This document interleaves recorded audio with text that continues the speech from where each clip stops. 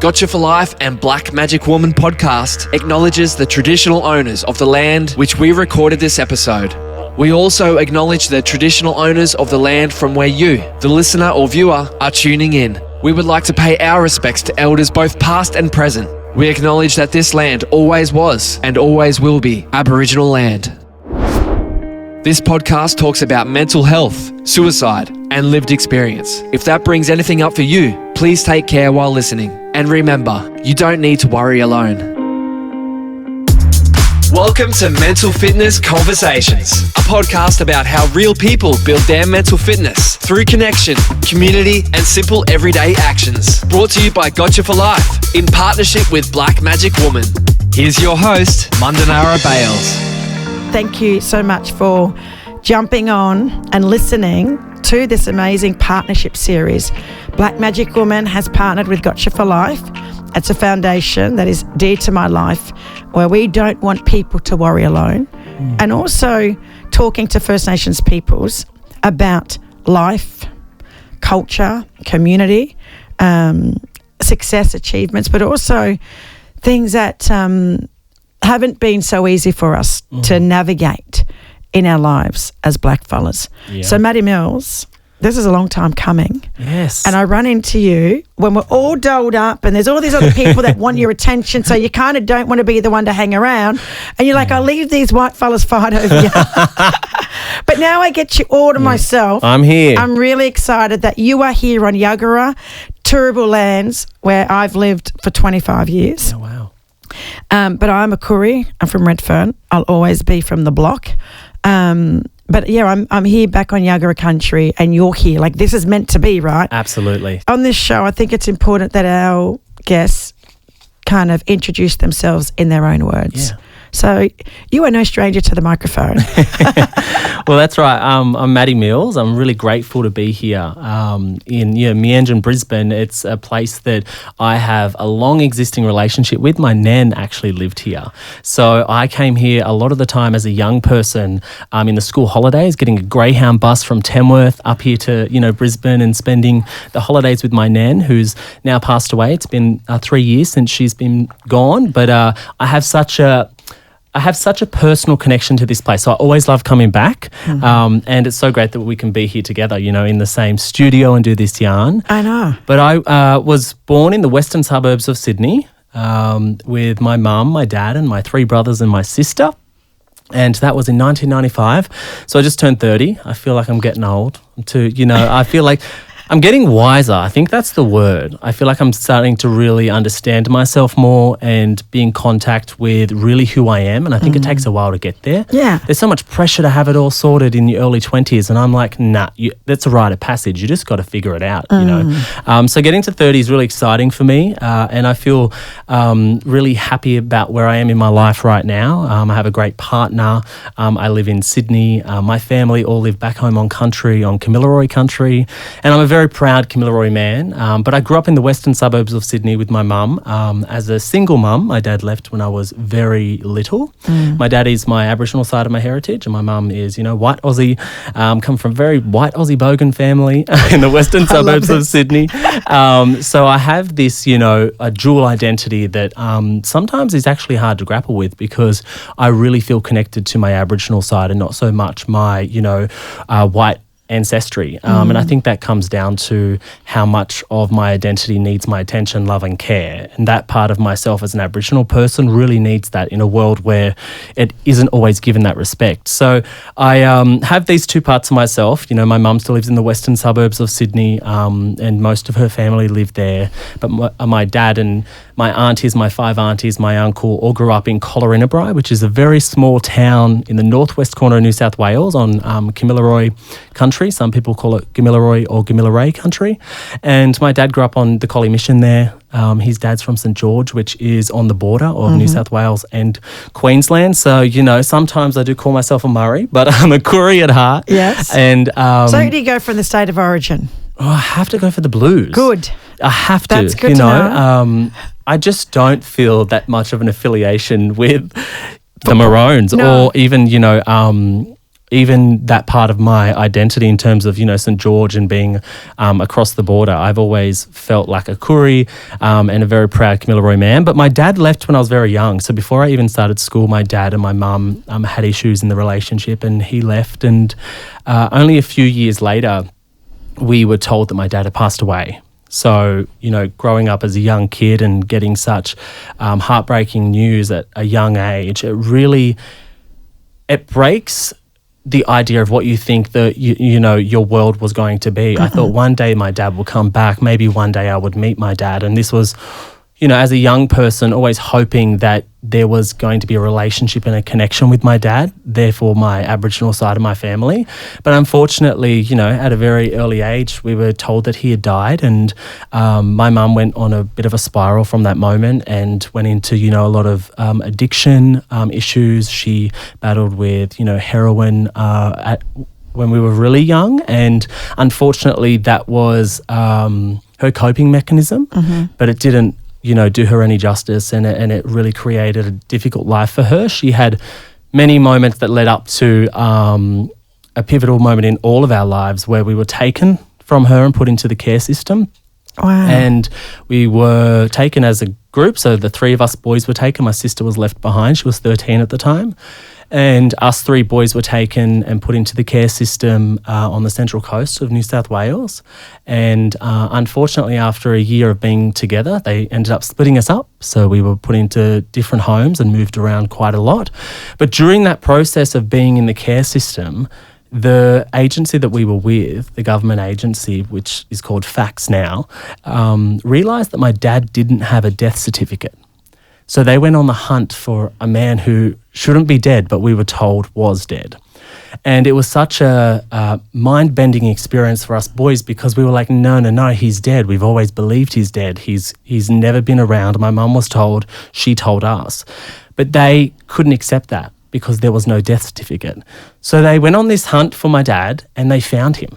Oh, stop it. He was alive. Are you serious? Yeah, he was. And it makes me emotional because I remember the moment of being told, Your dad's alive. My dad was alive. Him. They found him. They found him. Yeah. They found him in Tamworth. Stop. And he had a girlfriend, and she had 3 kids, and he was living the stepdad life and taking care of these kids. And they informed him that we had been taken, into care, and we'd been in care for multiple years, and that they would love to create a reconnection. A reunion. Yes. And I'm getting goosebumps. Yeah, it was such a crazy time for my brothers and I, because... How old was you, roughly? 9. 9 years old. Oh, my God. At an age where you understand exactly, the weight of the moment. It's not like you're too young to really understand. You are questioning everything. Well, black kids grow up pretty fast. I remember being a detective, a mum, a dad at the age of 5, I can imagine. Yeah. I was always the one who wanted things to be right in the household, and mum struggled a lot with drugs. So there was constantly, as a 5-year-old, 6-year-old, walking around the streets trying to find her and bring her home because she just wouldn't be at home, And so I played the role of a very mature kid at the age of 5. And I always had this inner ability to understand what was right and what was wrong, even at that young age. So I at 5 and 6 and 7, we had a yellow rose in the garden, which represented Dad. And whenever we would move from house to house, we would take the flower with us and we'd replant it. And so always this symbol of Dad was a yellow rose.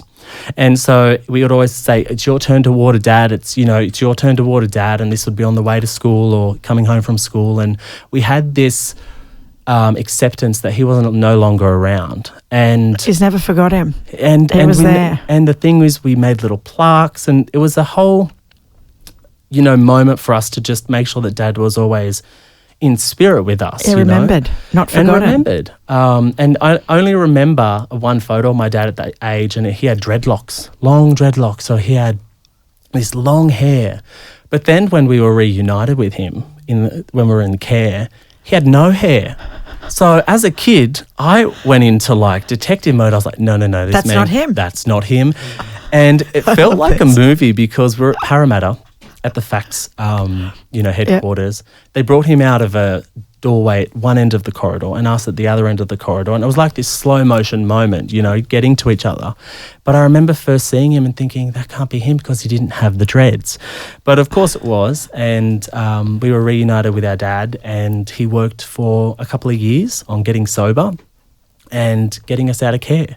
So he would come every month and visit us in care. He even built such a great relationship with the carers that he ended up staying with us in the end. Oh my gosh. And so he really focused on getting himself to a point where he could be a great dad. And he did that. And he fought the court system, you know, for a good 2 years and won custody. And so we moved with him when I was 11 years old. And it was a moment that, you know, changed my life forever, because it opened up all the possibilities of connection and identity and exploring my Aboriginality, because it then opened up my family to me. You know, my aunties, you knew my uncle, my where cousins. you belonged. That's that sense of belonging. Yep. That's hard to describe to non-Aboriginal people. Oh, it felt like a hole had been filled. Yeah. Like there was always this hope and want for that to happen, but I accepted at a young age that probably wouldn't happen because he wasn't around and he was, you know, supposedly dead. But once I realised that, like, I had my dad, I then had my family and that connection. So it was, you know, a massive journey from that point on, and moved to Tamworth and then finished growing up on country and, you know, living with my brothers and my dad. He ended up breaking up with the girlfriend and focusing on us boys and getting his own house. And in my eyes, he really is the superhero of my story, because black men aren't celebrated enough. I was going to say this, Matty. How many of our men, our black men, are demonised? That's right. Put down, and this stigma that still is attached to our dads, our uncles, our brothers, our grandfathers. Yeah. It kills me the way that society has treated and labelled and really kept our black men down. Yeah. These stories need to be told about how many of our black men have fought the system, turned their lives around for their kids.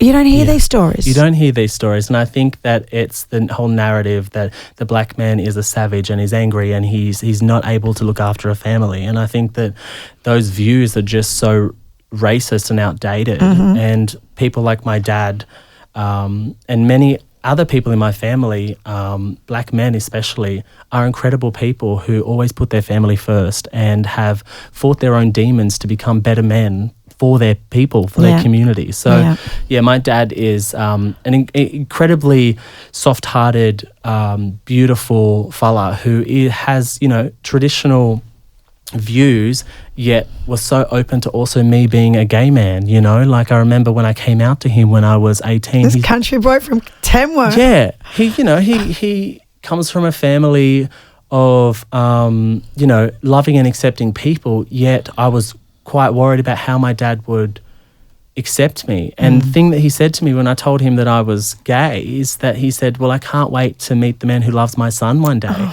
So for me, that was an invitation to fully be myself. Yes. And he will accept me, my lifestyle, my partner, my kids, if I have them one day. And it's like, there was no better response that I could have had. And that conversation basically ended there. It wasn't like this massive thing that needed to be explained. He just said, I accept you. I accept whatever's coming in the future, and I love you, you know. And so my dad, is an amazing man. His name's Richard, and I love a beautiful story, and I know everyone I yarn with, I feel afterwards. Sometimes I feel like I'm going to cry. Yeah. So tell me about, you know, in terms of now living in Sydney. Yeah. Yeah. Well, I live in Sydney. My mum still lives in Sydney. Yeah. I'm lucky enough to still have my mum, but there's not really a day that goes by where I don't think that I might get a call. You know, my mum still lives in the cycle of drug addiction and abuse, and I try and do as much as I can. But as I've gotten older, I've realised that I just have to love her. And you talk about accepting your mum at 18 when she passed away. Yeah. I had to get to that point because there was this barrier between us where I wanted her to be better. I wanted her life to be changed, yet if she doesn't want that, and if that's not in her ability, and if that's not something that she's willing to accept help for, I can't do anything about it. So I had to get to a point where I went, you know what, Mum, I accept you for who you are, I love you. And every time I catch up with you, I will just love you. I go and see her, she lives in Liverpool in Sydney, and, I'll go out there and I'll pick her up and we'll cruise around and, go for lunch. And one day we're walking down the street of Liverpool. It's an outdoor mall. And I'm walking down the street. It's a funny story. But basically every 5 metres, someone kept on calling out to her, "Hey, Joe, Joe, Joe."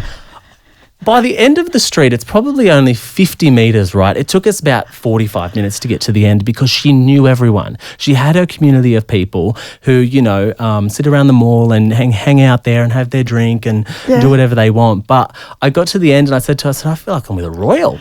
I said, this feels like I'm on a royal tour. Should you be kissing babies and hugging people? Like, it just felt like you saw her in a different light well. And I saw her happy knowing all the people in the community. And, these people obviously struggle with the same things that my mum struggled with.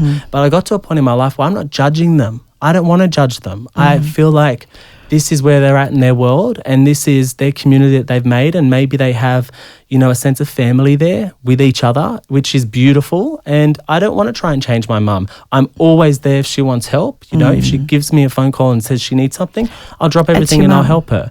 But at the end of the day, I can't force her to go and get help or change her life. She's now 55 and 54, and I'm, just happy that she's still in my life and that I can still have a relationship with her and just love her. Yeah. And so that's you can't ask for more than that, right? You can't. And I think that's the point that I just that's the point that I needed to get to so that I could have a relationship. And I think it takes time because you want your mum to be your mum. And unfortunately, she hasn't done that since we were taken away. So it's like, why should I expect her to be able to do that now when she's had her own issues, her own trouble, a lot of challenges, she's facing her demons every day and unfortunately not winning against them. So it's like, I'm not the person to sit there and judge you. I would just love you.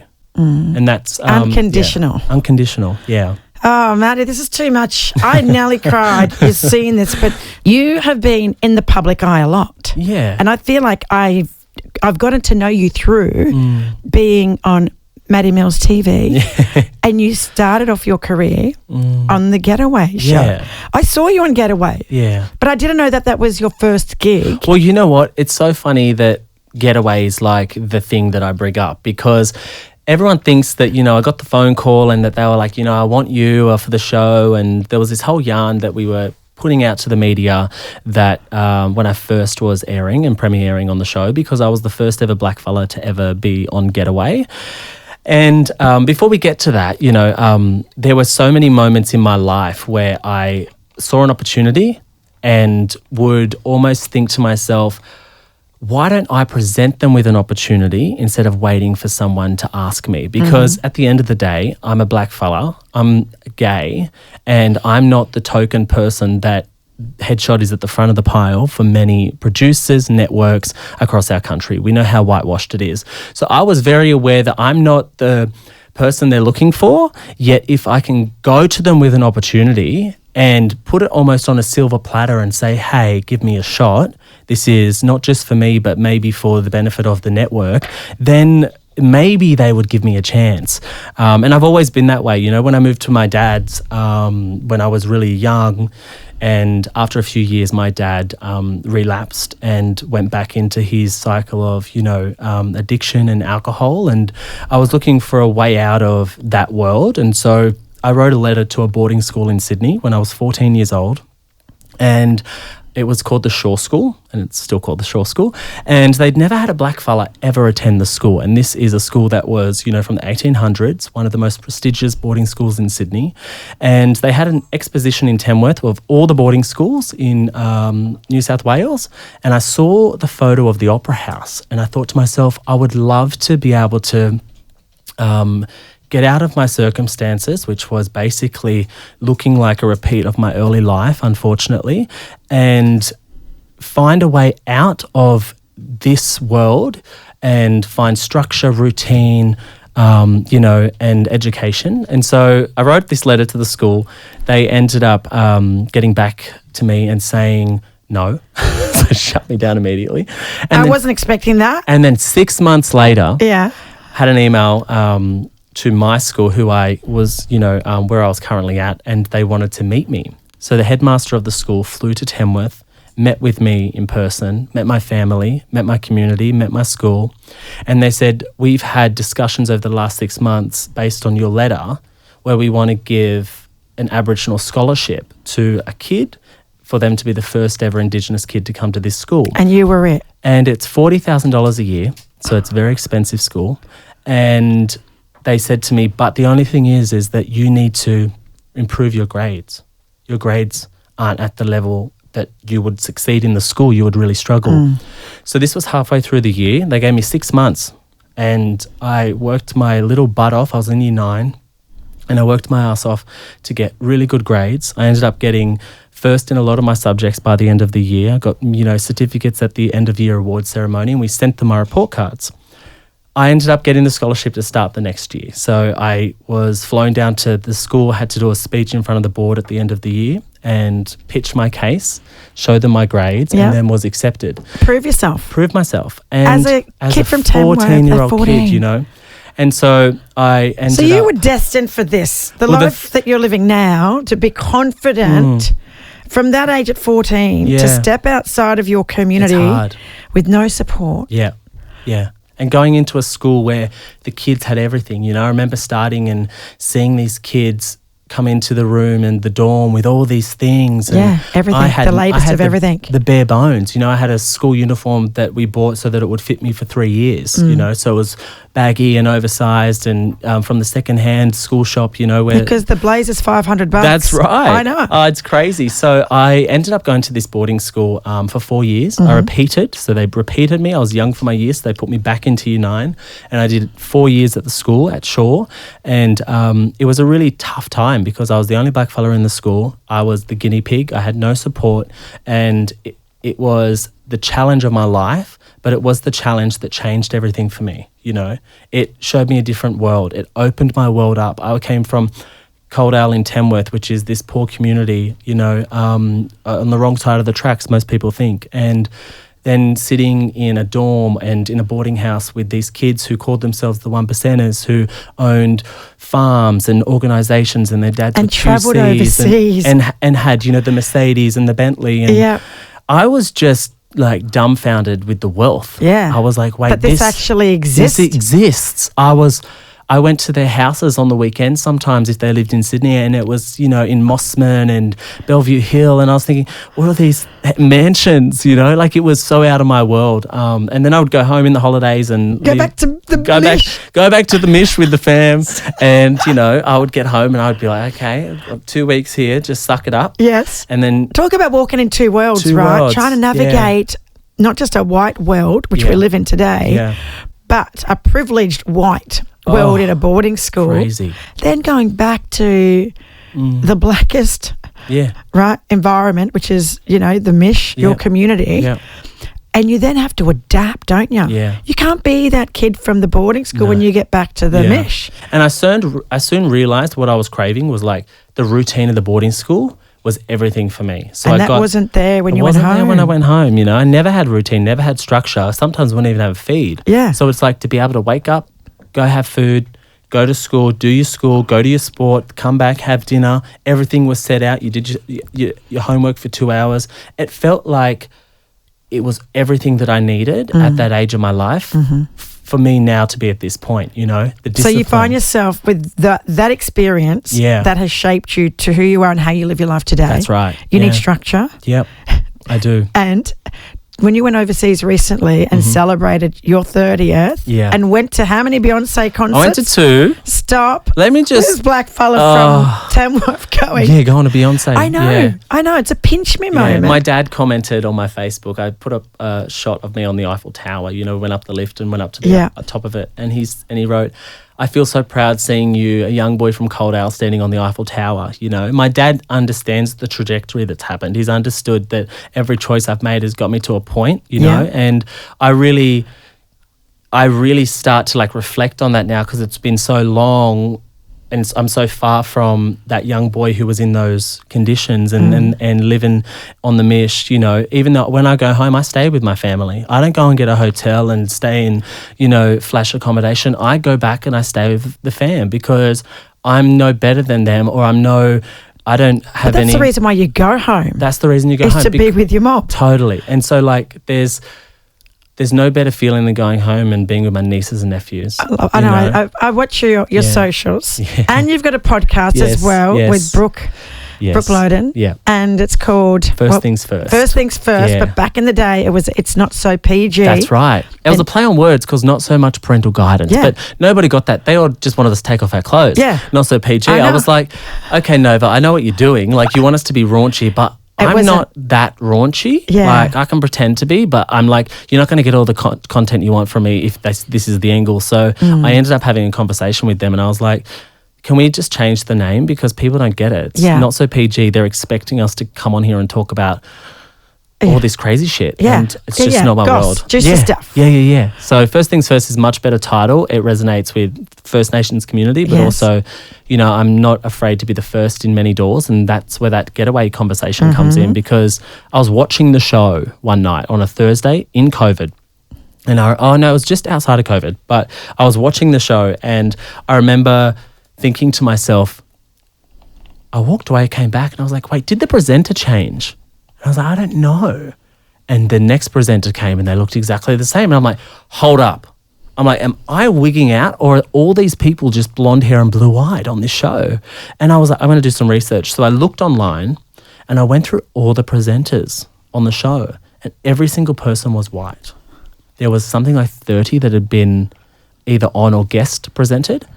And so I printed out the document, sent an email to a friend at Channel 9 and said, hey, I would love a meeting with John Walsh, who's the executive producer of Getaway. He also does the voice and the blog. Look at you from being 14, writing a letter to say, I want to get into this school. And now Channel 9, you need to talk to me about this show. And so I literally went and had a meeting with the EP and I said, hey, this is a show talking about country and taking people on experiences, yet you've never had a First Nations lens to this show, a presenter, or you've never highlighted First Nations tourism in this country.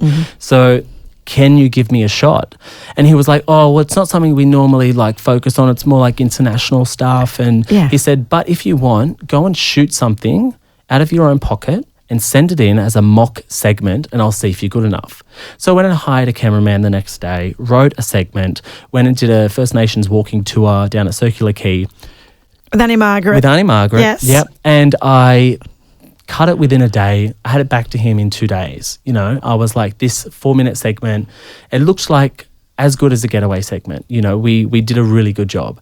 And I sent it in and he was shocked. He said, I didn't think that you would go to this effort. He thought I'll shoot it on an iPhone, send something in, a piece to camera. Yeah, and low expectations. Low expectations. And he said, okay, we'll give you a shot. And so from that moment, he, opened up the doors to the production team and the connections within the network, and I was able to do, many shoots on Getaway.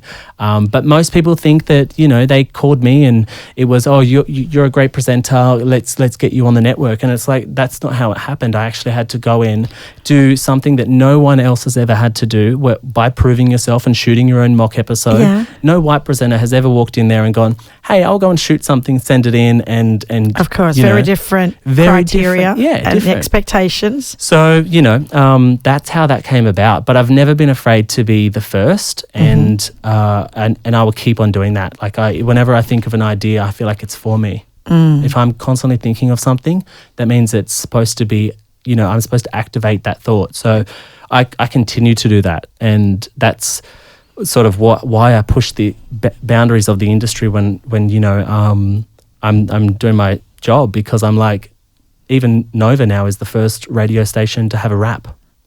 That came from working with yous to be better. Yeah. I was going to say the pressure from being in the media and the life that you're living and being in the public eye. Do you ever kind of experience days where you're not feeling good? Like because you don't we don't always put those moments online for people to see. You get a highlight reel. Yeah, so how do you manage the spotlight and being in the public eye and then at the same time trying to be true to yourself, to look after yourself and your own mental health? Yeah. Because we don't see what, behind closed doors. So you obviously do have days where you're not feeling like you want to do this presenting job or get on and do a podcast. Yeah. I've struggled with my mental health over the years. That's something that I've become more transparent about. It's been a journey for me, because I remember in my early 20s, I kept on thinking to myself, why don't everyone's talking about mental health, but I don't feel like I have any mental health problems or issues, or I'm not struggling in that part of myself. But the reality is that I was just pushing everything down. I was numbing myself with external things, and I wasn't facing the things that actually needed to be faced. You know, you wasn't dealing with anything. Wasn't dealing with anything. I didn't want to speak about my upbringing. I didn't want to talk about my life, that my early life. There was always these things that were just like push it to the back and move on. And I was really good at that. But when I became to my mid-20s, I started to go to therapy, and I started to really unpack some of my life experiences, especially those early days. And it was like a waterfall, It's a scary thing once you start opening up, but it is and then it all comes out. It does. It comes out, and you start to realize that, there's so many things that you've done in your life, or there's so many decisions you've made based on your experiences, and our whole life is just, a number of experiences that we've lived, and that's what we all call life, right? And it's like, once I started unpacking that early childhood stuff, and I've been to, therapy, but I also do physical fitness, which really helps me. I started to really understand myself more. And it's taken 5 years of hard work. And doing the work as well, at the same time, you've been lending your voice to very important mental health conversations. Yeah. Which I kind of think to myself, we've put a lot of pressure on ourselves as well. Yeah. But hearing your story, now I know why. Yeah. You are an advocate to kind of shine a light on mental health and well-being. And I think in life there are some moments that, they blindside you. You think you're strong. I remember thinking, so in 2022, I was at a point where I felt quite strong within my mental health. And in that year, my brother was murdered at the age of 32. So he was, his life was taken so young, and that was a moment that blindsided me and crumbled all the work that I felt like I had done. Yeah. And I felt like I was at ground zero again. Yeah. Because how can a moment like that, a traumatic moment, not affect you? Of course. It affects you to your core. So that, from 2022 until now, I've had to put in a lot of work through therapy, but also just really trying to understand myself and know what are the external factors that really can affect my mental health. I've in my 20s, I dabbled a lot with drugs and alcohol, and the party life, the party single life. life. But I have to be really careful with that, because look at my lineage, look at my family history. I'm the same. And on both sides, it's not just my dad and the stereotypes of blackfellas being alcoholics, but my mum's family, my mum, my dad, both struggled with alcohol issues, drug issues. So it's like I need to really focus on not allowing those things into my life often, or if at all, because they can really crumble my mental health. And so I try. Just when you think you're on top of it. That's right. And you're going really good. Yeah. Then bang. Bang. In an instant, things can quickly go backwards. That's right. So, I find my mental health is a focus at the moment. Yeah. And it's something that I need to really hone in on. It can't just be this airy-fairy thing that is an idea, but it's actually your mental health is your computer. It is how you operate. It's your brain. If you're feeling good, you're going to be, living a much happier life. So, it is something that I've been more focused on, I would say, over the last 3 years. What would you say to your 14-year-old self that was struggling? Ooh. For these younger mob now listening to this, to take some, not words of wisdom, but just even words of inspiration or encouragement. What would you say to your 14-year-old self? What you want isn't as far as you think. There are moments in life where you think they are so far away. There are things that you want in life that just seem impossible, not in arm's reach. Yet if you just chip away a little by little, you will get there. And I'm a testament to that. Like, the life that I live now is really a dream life. I get to do exactly what I wanted, and I had those dreams at 14, at younger than that. So everything we want in life is possible. It's not impossible. It's not as far as you think. You just have to make the choices to step in the right direction every day. And sometimes you're off track and sometimes you have to get back on track, and that's fine. But yeah, I want to write a kid's book about choice. I love this. You know? That's coming. There's a kid's book. Yeah, so there's a kid's book, and it's sort of a pick your own adventure. Yeah. So, you get to make different decisions on each page, which lead you to a consequence. And at the end of the book, you end up at a place. And it's about the fact that I've realized that I've made a lot of choices in my life to get to this point. And sometimes they weren't great choices. But I'm at this point, and if I made different choices, where would I have ended up? Where would you be? And it's about like really just being the driver of your own life and realizing that you are the person who gets to decide where you end up. That's exactly it. Yeah. And thank you for trusting me. Of course. To share your story with and to my listeners and to people now that also are connected with another community that I'm part of, which is Gotcha for Life. Yes. Thank you for lending your voice to our foundation.